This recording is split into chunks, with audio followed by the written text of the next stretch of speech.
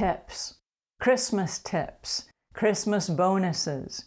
If you're the house cleaning business owner and you have employees or you have subcontractors that are doing the work for you, are you entitled to receive some of the tips they receive from their customers at the end of the year? We're going to talk a little bit about that today. Hi there, I'm Angela Brown and this is Ask a House Cleaner. This is a show where you get to ask a house cleaning question and I get to help you find an answer. Now today's question is brought to us by housecleaning360.com. So as the holidays approach, if you need somebody to come help get your house ready for the holidays, for guest rooms, if you're having a party, if you need somebody to help bartend the party, if you need somebody to help clean up after the party, or even if you need help with home decorations for the holidays, you can find those people on housecleaning360.com. Now, if you provide these services and you're not listed on housecleaning360.com, get on over there and set up a business fan page so we can start sending referrals to you. Today's question comes from Rose, who is a cleaning business owner who has employees and subcontractors.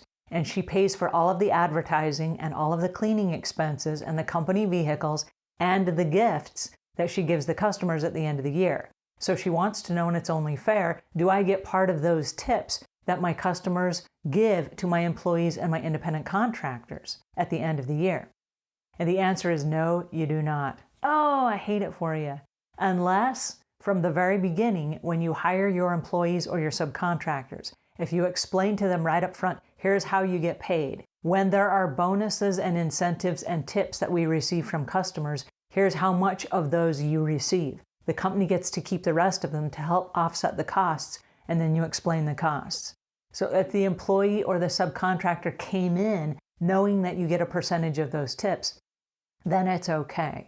But if you're just going to swoop in the middle of December and you're going to say, hey, I get part of the tips that you earned from building this relationship with your customer and being on time every time and doing an excellent job, if they want to reward that particular service provider, that tip is for them. It's not for you. And so the customer needs to understand where the tip is going, and the employee or the subcontractor needs to understand where the tip is going. Because if a customer thinks they're paying a little something extra to that specific service provider, not realizing the company is going to keep the bulk of it, they might feel a little bit differently about that. Now, the employee or the subcontractor, if they don't know, and you swoop in and you take part of their tips, they're not going to feel very great about that either. And if you're trying to win friends and influence people and inspire these people to come back and do a great job for those same customers, year after year after year, they need to be able to keep those tips. So should you jump in and participate in the tip receiving? I wouldn't. I wouldn't for the fact that it's sticky.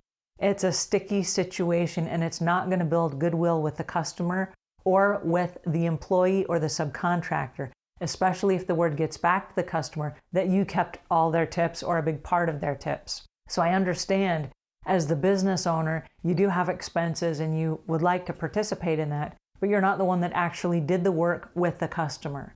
That is something the customer is giving to their service provider. And you need to just let go of that and say, hey, it's just a gift. It is what it is. And just let that be enough.